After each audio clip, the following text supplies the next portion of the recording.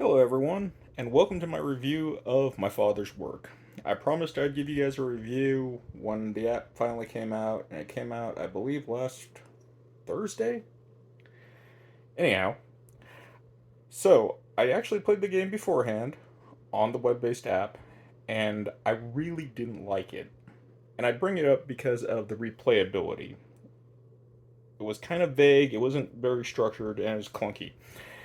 But the thing that really got me is I played expecting different outcomes, and no matter unless I was trying to actually play the story and not win the game, I think that's the only way you could really change the outcome.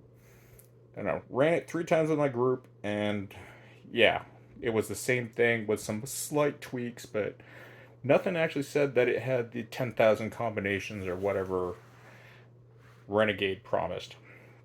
The game is actually fairly quick, and rounds can be done within about 10 minutes. So, the gist of the game is it's a worker placement game. You have your wife, you, and your assistant. So your wife actually works like one of these game pieces with the round base and all the figures. It's just the base that matters. But these are just your local servants. They can go into town and they can do whatever that you can do on town.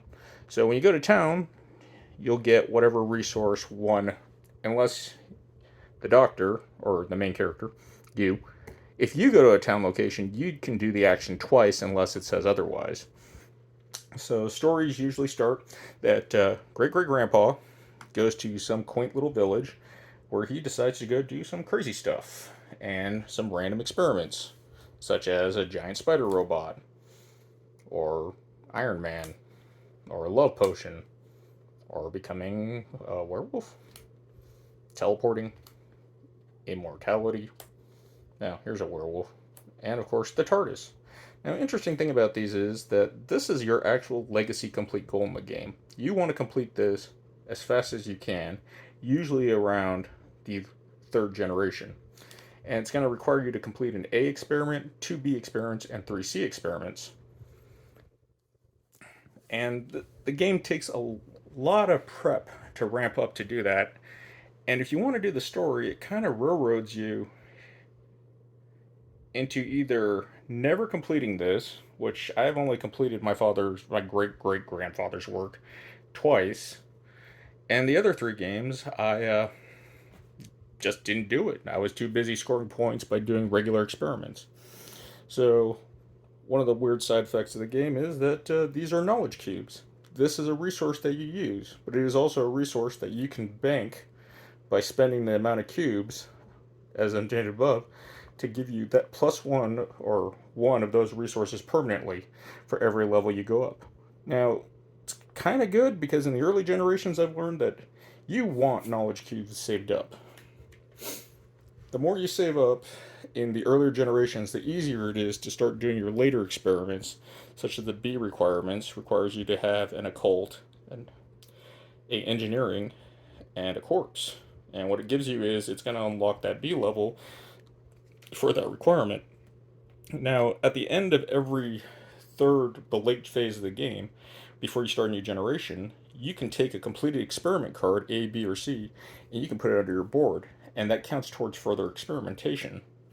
So it's really good if you can get a B or a C within the first generation, which is 3 turns. It helps you set up in the long run of the game. It's actually really hard though because there is a lot of RNG events depending on what you can complete, and you really don't have a lot of actions.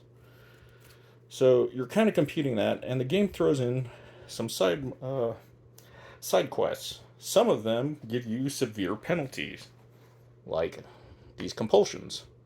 They're not too bad. The problem is that if you end your generation with 2 or more, you get a maladjustment that's passed on to your next generation, and these are permanent and you can't get rid of them that I know of. There might be story ways to get rid of them, but they're permanent penalties for you not trying to go insane. So every time you go insane up on the insanity track, anything with a brain or you use occult knowledge, you're going to go up one and it's going to require you to draw a card. Now, again, not too bad because they usually have a requirement. They give you victory points if you complete them. But if you're too busy and you don't fulfill because this is all random, you're gonna just crash. And when you get to the end here, you start getting tons of compulsions and maladjustments, but you're also losing points. And then there's associated penalty like this. Your wife leaves you when you get too crazy. Then your servants leave you. And then you start burning down the castle because you're crazy. So it's really hard to manage that. Also, there'll be events that do this, which has this angry mob just come towards you and say, "We don't want Frankenstein's monster. You're doing crazy things in the town." So that prevents you from going to town to get the resources you need. And some of the resources have a lot of extra cost with them. Like if you go to the occult, you get creepy. And if this creepy marker moves all the way up to where the pitchfork is, you can't go into town anymore. You're just chased out. The only way that you can get it down reliably is to waste actions and pay money to the church. Now, one of the things that's really hard is money is really hard to get in this game. So you start every turn, or yeah, every round, with 3 money, which isn't a lot.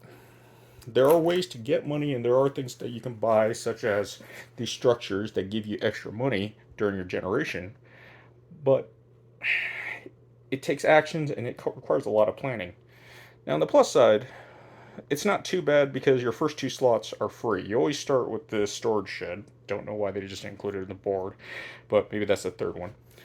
And then every time you add a building past your second, so your third, fourth, it's going to cost an extra dollar to build on top of the cost that this already has. And once you get to 5, 6, and 7, the cost goes up by 2. So money is just really tight in this game. There's a few ways to get money, but again, they're really not action efficient, and sometimes the game's going to give you a devil's bargain.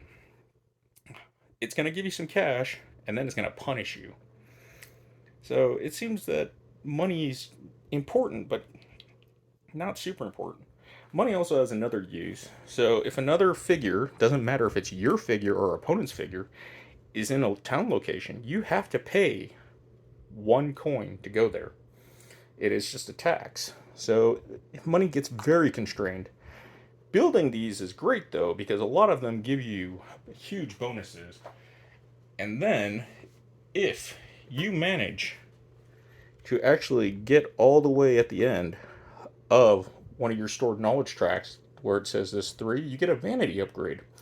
These are really powerful upgrades. They usually have bonus to end of scoring, and you still have to pay the bonus to put them in the slot, so that's kind of harsh.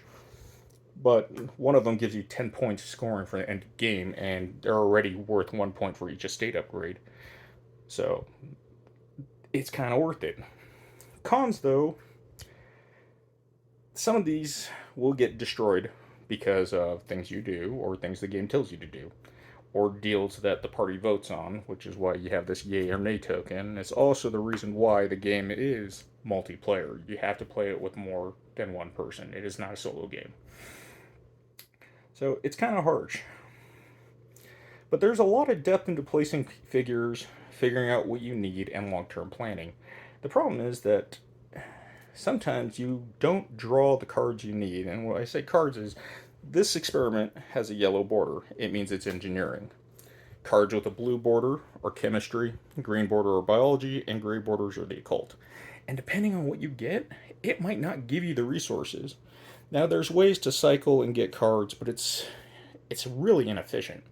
So the best thing to do would be, in my opinion, from my experience playing this game so far, is just play experiments as much as you can until you actually get something.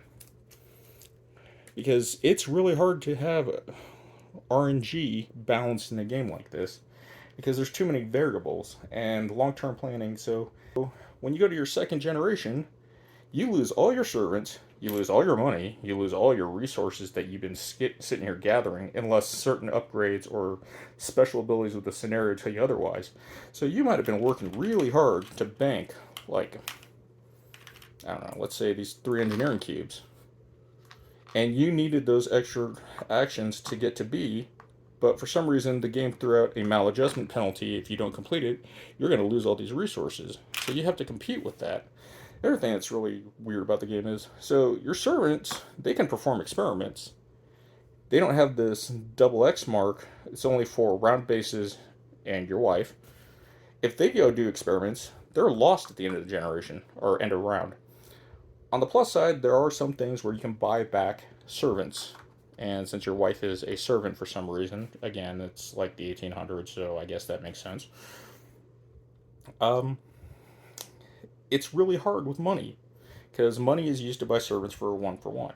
Now, it's great when you can get one of these bonus sheds or bonus spaces that give you a servant for every generation or every round. I think it's just every generation. I haven't seen them all.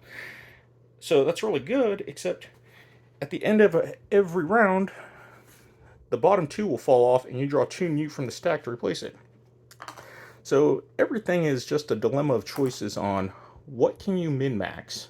Now, in the third generation, your great great grandson, you'll get better tiles that some of them can be really game breaking. So your master experiment requires 3 Cs to be completed.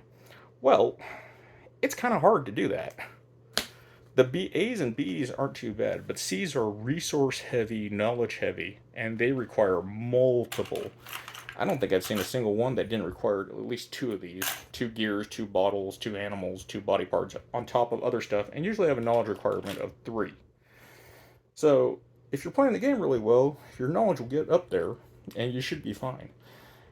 And back to playing the game, I've learned in the first turn, you want this, because by your second generation, this makes you money by giving you an extra servant you don't have to pay for. It's also going to give you the 2 permanent chemistry cubes. Hopefully, it is part of your master work. If not, hopefully it helps you get there. But again, it's really hard with RNG. Now, typical board setup for the game is that you start with a caretaker, your wife, and you being the doctor. And then all these other guys, they just hang out in this little lost corner. And this lost corner, I don't like it because it's really small and kind of pointless. Everyone is supposed to throw their lost characters there at the start of the game, and then you get them back, but it's just not enough space. You can see it barely fits, 3 correctly, so you put another row, and now it's like it's really just 2 players. So they just kind of pile up there. So I just put them off to the side usually. And then you'll also have these little storybook elements that the app will tell you to put out, and these are markers that tell you to actually go to the app and click whatever it tells you to do as a reminder. And a lot of the times it's just story. It doesn't really add anything. It tries to be super secret and deceptive, but it doesn't really add much. Like, the story is convoluted and it's kind of messy, and I just don't like the writing. The gameplay is fine, but again, it's very RNG. The story, I just don't like it. It drags the game out, especially if people want to listen to it. I think some of the humor isn't there. You have a little bit of flavor text, which all my friends make me read because they're like dad joke flavor text. And I get that the game isn't supposed to be a horror game. I bought it because I thought it was a horror game. So I was like, oh, cool, horror. As you can see, I love Arkham Horror, so I like narrative stories that have long branching paths. And this game does have a lot of branching paths. It's just the controllability of it and the flow are kind of janky. It's not gimmicky, it's just janky. I don't think a game like this really needs a great story because it's trying to call through multiple generations. And it's really, you have 9 turns in the game, and it's just about action efficiency. Like, your first move could be you just take your wife and you go and get like 3 animal parts. That could be your first move. And then your servant hopefully will do an experiment and you can bank an experiment. But that's really hard, and because you can't really save stuff, luckily you have this storage shed you always start with that gives you 1, but it's really hard to get what you need. So when a generation ends and you go to a new generation, you're going to discard all your experiments except for 1. You get to keep 1, and hopefully the experiment that you have banked under here. Now, all it does is give you that you've completed an A. You don't get the rest of these bonuses. If you did, then I've been doing this wrong, but from what I understand, no, you don't do that. So, the game is actually really hard to get min-maxing. Now, In smaller play groups, it's easier to get a higher score just because you're not always fighting over the same stuff. I had one game where we weren't fighting over the same resources, so it allowed us to kind of focus on what we want. So that was really helpful. But again, that's part of RNG, and I'm not a big fan of that. As far as the gameplay goes, with the web based browser, it was really clunky, and just I didn't like it. I liked the concept of the game, but I just didn't like the web based browser. One of the great features, though, that it offered was a back button, and oh, is that so important when the instructions are kind of vague or not clear, or you're just going through because you don't want to read the story. So that's really helpful. And the finished app includes that. So far, the game is good. It really is just do the best that you can and hope that your strategy is working. Knowing your great grandfather's work doesn't really help because, again, it goes back to the resources and the experiments that you need to get done. And because you have to do 1A, 2Bs, and 3Cs. Now, it's cool with engineering if you can get to the B, so you have 2Bs. A's are really easy to do, but A's still cost resources. And those resources you really want to apply to your great grandfather's experiment because those give you huge amount of points. They also give you penalties, like this one's going to give you 2 brains and 2 creepy, but it is worth 21 VP, which is a lot. But look at the requirements. That's a lot. So you're going to spend your first generation really trying to get knowledge stored so you don't have to continuously do stuff. On top of that, though, you're going to have to manage what the game throws at you. And it's going to throw a lot of weird stuff at you between secret bids, votes, and also penalties, just because I guess randomness. One of the neat things too is so at the third generation, the final round basically, this flips over, and now your penalties are permanent when you start going super crazy. So that can be really, really bad for end of game scoring. But nothing else really changes except these get swapped out with level 3 tiles. The level 1 and 2 tiles are the same, but it's the level 3 that you get better tiles. But because you can't save money, it's kind of like the first thing you want to do. And if it doesn't help you in the first 2 parts of the generation, it's really not worth it unless it's something that gives you victory points, and there are some that give you victory points. And later, you will have the option to buy or get tiles that give you, or things that the game does. They'll give you more servants, so you have more actions. Thing I forgot to mention is that so every time you see this little X symbol at the end of the round, these people run away and they go to the lost pile, and you have to pay to get them back. So burning them on the round 3 or the late generation, the last part of the round, by generation 2, you start having the ability to get servants and caretakers, so it helps you out a lot. But it's just really hard to get everything managed because, again, the RNG factor is going to determine your first A experiment that you can get completed so you can get knowledge cubes. That's really your first turn, and your second turn too. Hopefully, you're set up by your third turn and you can do stuff you don't care about, like buy building upgrades or start trying to work on not going crazy. Or even better, if you can complete a C, I don't know how because it just doesn't seem to have the action economy in this game to complete a C level project that early. But there are some really weird things about the C level cards too. So you get bonus VP depending on how early you complete it. I don't know if it's possible to do that. I mean, that's really cool. You get an extra servant, but yeah, A, 2Bs that have to be completed. So that's already 3 actions with the resources. You have to have those resources. You have to have that knowledge, plus what you spent to get those 2Bs. So I just don't see it happening unless I've been playing this game like super wrong, but I doubt that. Because in the rulebook, it says all you get is the symbol and no other bonuses. So this is the typical setup of the game. It's nothing, it's just what I threw out. It's a big game, it takes up a lot of space on the table. So it can get really crowded, and overall it's kind of tight. So play space. If you're gonna play with 3 to 4 people, I recommend you have like play this on your kitchen table. It needs to be a big table. And the cool thing is, all the scenarios do come with extra tokens that affect the story, and I haven't used all of them. So there is a lot of replayability supposedly. So it's gonna give you these quests, usually something like that, and then it gives you other quests once you complete that nonsense, and then more projects to complete. Sometimes it's a group project. Cool things are, here are some rewards. But they're really hard to get, and those rewards are short term gains. They really only help you usually the second. By the third generation, everything's kind of falling apart. And that was kind of similar with Fear the Unknown also. I haven't done a Time of War yet.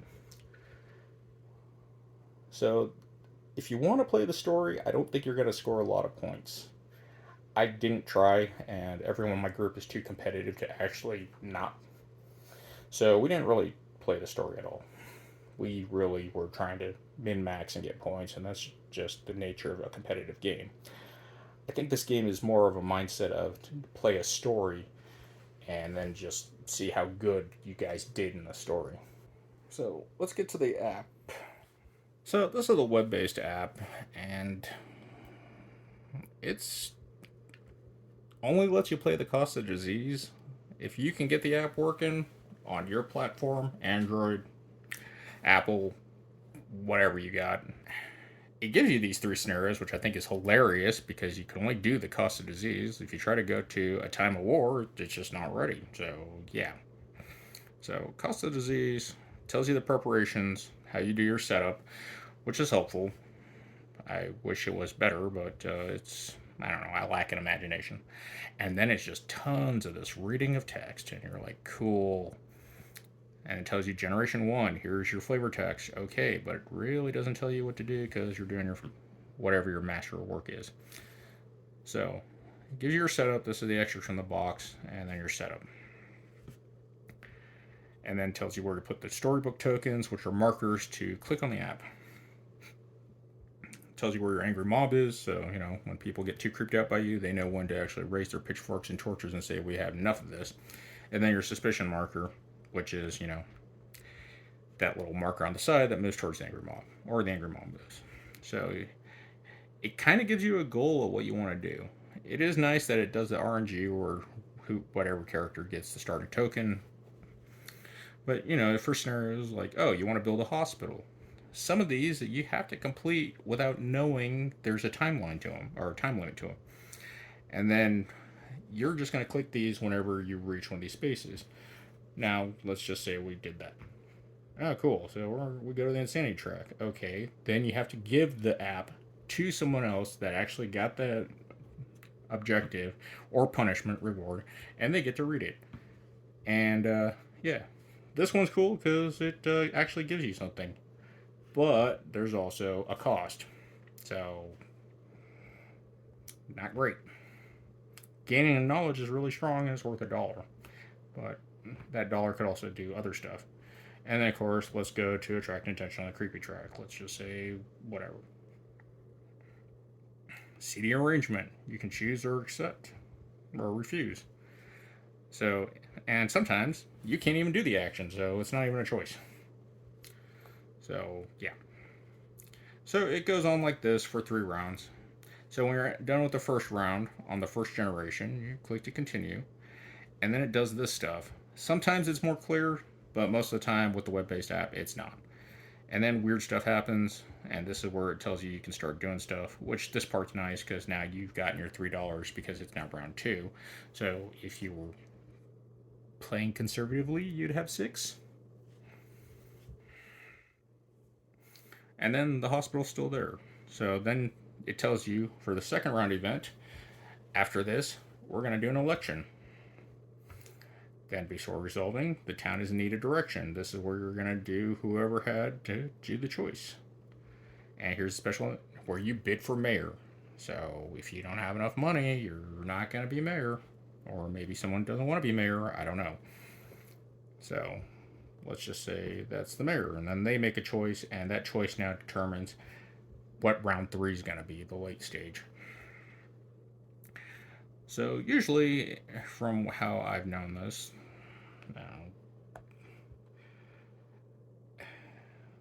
couldn't convert F to a number. Okay. Oh, player the heart token is. Anyways. Okay. Success. Fate of the infected. Succeed in building a hospital. Failure. Failed to build a hospital. Cool. So, yeah, the terminal concentration 8. We didn't do that since I threw a number, so we failed.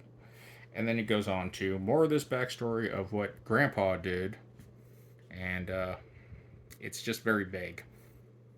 And now there's a disease you have to go with, so that's going to hinder you greatly. So the web-based app, not so great. So here's the real app on Android. It's pretty. I like it.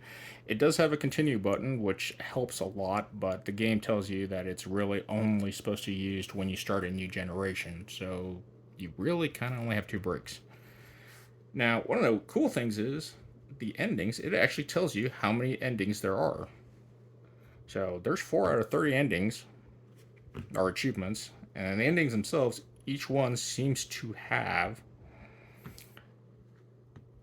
8. I don't know how much RNG or your choice actually directs that though, so you might have to play this a lot if you want to unlock everything. As far as achievements go, so far it just looks like endings and I don't know what else. Yeah, these are all endings. How are these achievements? Oh, to get all the extra endings. Okay, well, that's kind of weird. So let's go to new game. So if you want to listen to a manly voice or a feminine voice, it gives you that option. The manly voice, I forgot what it was, but the feminine voice was very Scottish, or maybe Irish. I'm pretty sure Scottish. But let's go with the masculine voice. And again, let's just do 2 players. So we can do all these, but we're going to do Cost of the Disease because that's probably the least spoilers of all of them. So this is cool if you can't read. Don't know why you'd be using this app, but gives you a picture. It's also really nice because it has this little tracker down here that tells you what round and what generation you're on. Again, same story, same stuff, but now it talks. The siblings' arrival to claim their considerable inheritance was met with the Very indifference British. of a murky countryside, grey and overcast. The sky was heavy with moist. Alright, so we go on. And now, so this part's the nice part. It actually shows you the cards. It shows you what it means by some of the tokens and where, to put them. So it's a lot more clear than the web-based. This is extremely helpful because this was kind of confusing earlier. And of course, it tells you who gets the tokens, and it tells you what to retrieve from the box, like these heart tokens that you're going to need. It does not show up very well on camera. And of course, the same stuff. And you click your end around, do whatever your end around is.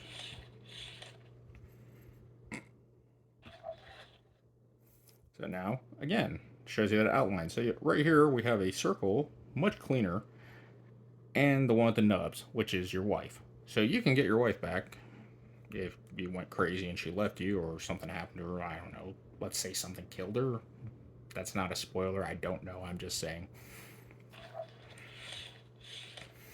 And then you go through all this again and back to, I don't know, let's bid. So again, more story if you want to listen to them talk. That's up to you. So this is the cool part. It flat out tells you a special event and it'll tell you when to bid. So you start your bidding, and once you hit this, it does a countdown, and this is when you reveal. So it's really helpful when people aren't paying attention. And I don't know, let's see. Cool. So it shows you again what token to get. This is the mayor coin. And then, I don't know, let's go build a bank this time. And again. So the app's a lot cleaner, and like I said, it plays out a little bit different. And it's a lot better on actually visualizing and giving you the information versus the web-based app. So the webpage app has a lot of shortcomings, and I just don't like it at all. So cool things is when you add buildings to the map, it's going to give you a little direction on what to do or what to add when you go to that location now. So those are all really cool things to add. And then, since we're just skipping through this,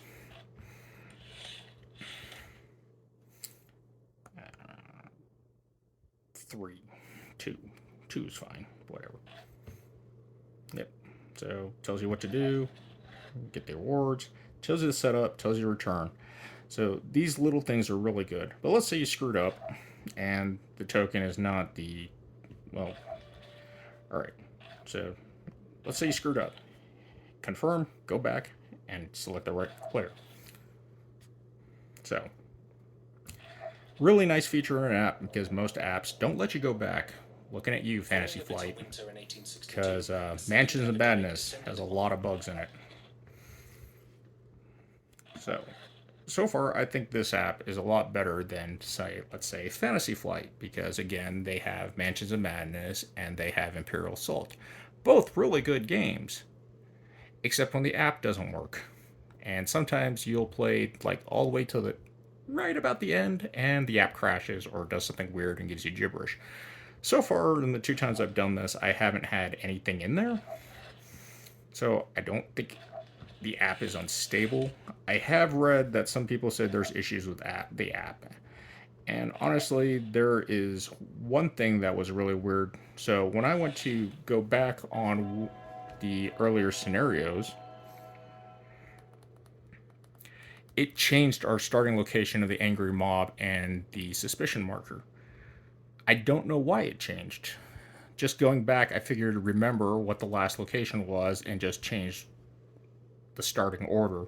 I I forgot exactly why I hit back, but I hit back and it changed the setup. So I don't know if that's part of the RNG factor of the game. I don't know if that's a hint on what scenario you're going to play or what ending you're working towards in the scenario. So that's kind of about the only thing I ran into an issue with the app. But other than that, I think the app is superb compared to some of the other unstable apps out there that developers don't care about.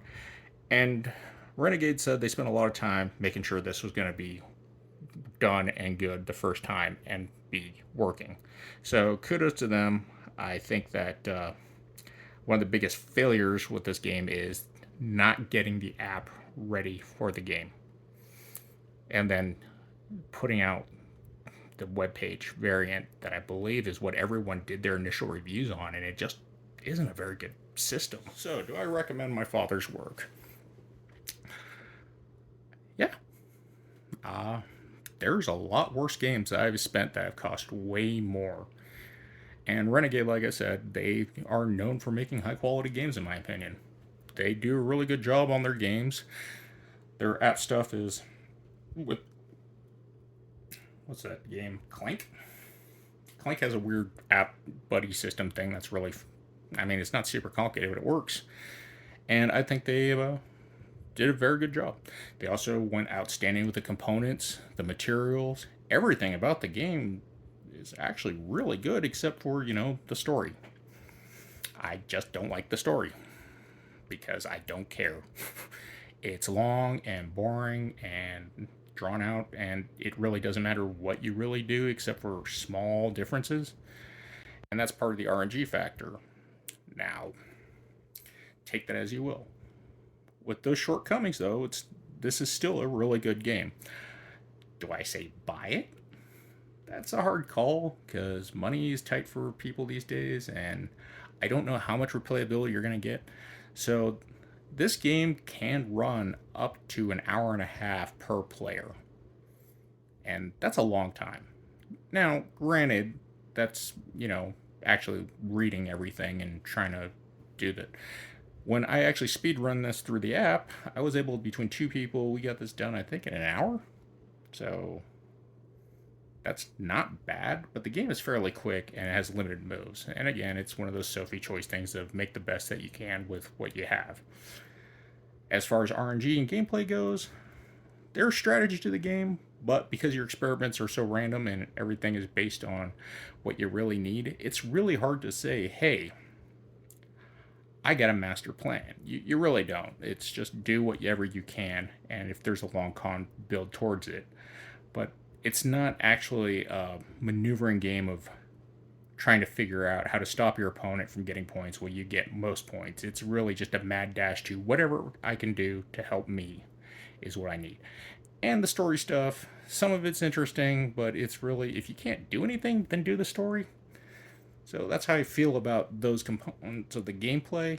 But overall, I think if you go into the game with like the attitude I kind of have now for it, where it's, hey, I'm playing a story here and let's see what happens. Not I'm playing to win.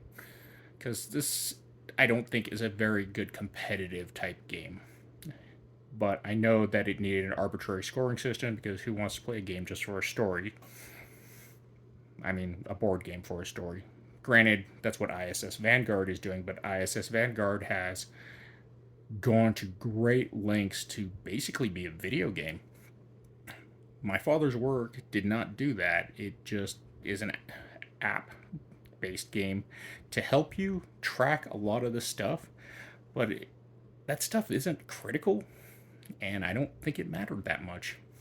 Honestly, I think you could just get a leaflet that just says, hey, do these choices and do whatever, and then branch off to this part of the story. But I know the app was there for secrecy, so it made you feel like you were unlocking new things. Problem is, if you don't remember every little detail of where what branch is, you're just going to be going in a circle. And that might have been the problem with the web based game because the 3 games I played out of that, they were the exact same, except for like one minor difference. We didn't build the hospital or something. I don't remember. But it was the same last part, and we didn't use any of the other tokens, and I was like super disappointed.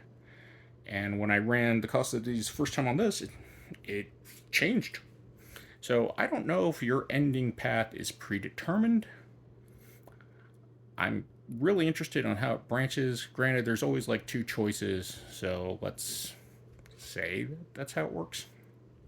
But all in all, I give this if a letter grade of a C.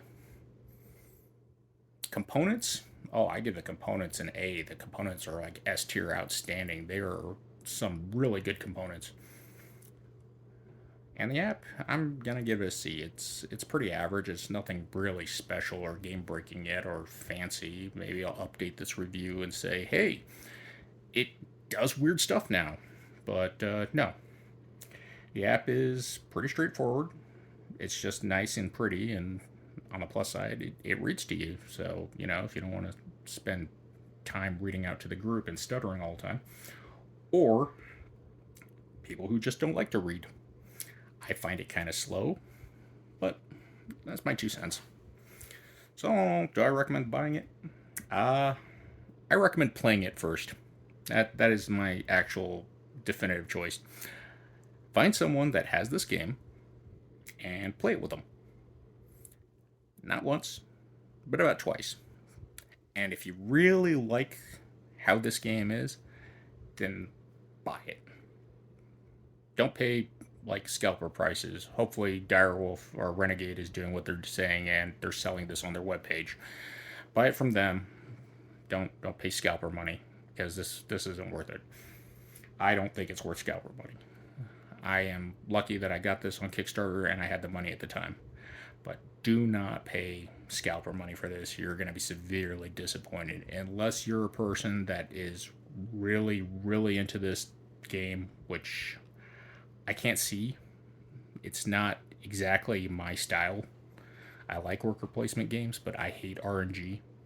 And the app doesn't add anything that's really that special or different. It's not really an AI that's attacking you like Imperial Assault or Mansions of Madness. It's just basically the Wizard of Oz. It's in front of you to basically hide the story paths. Other than that, not great. Also, playing it on your phone, the app running on your phone, it's probably going to eat your battery. So I ran Cost of the Disease and Fear of the Unknown, and it drained my tablet faster than I expected.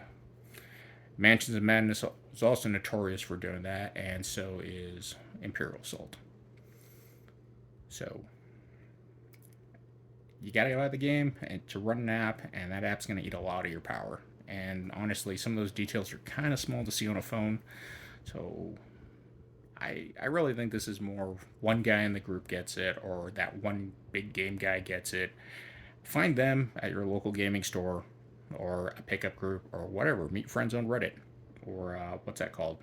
Not Nextdoor, but that's a gaming group thing too. Uh, Hangouts, yeah.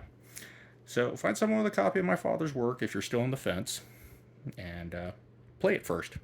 That's honestly what my best recommendation is, because if you buy this and you kind of go where I am, where it's like it's okay, you're kind of gonna be disappointed. But overall, like I said, I'm gonna say this is a C. It's ambitious and it's good, but it's not like I gotta have this game in my collection and play it all the time. It doesn't meet those requirements for me. Just because it's really a competitive game with a lot of secret stuff. And I think once you have that knowledge, you might be winning games all the time because you know what to do to get your points. While your opponents will be trying to do the story, and you're just kind of like, okay, sucker. So, my father's work, it's average.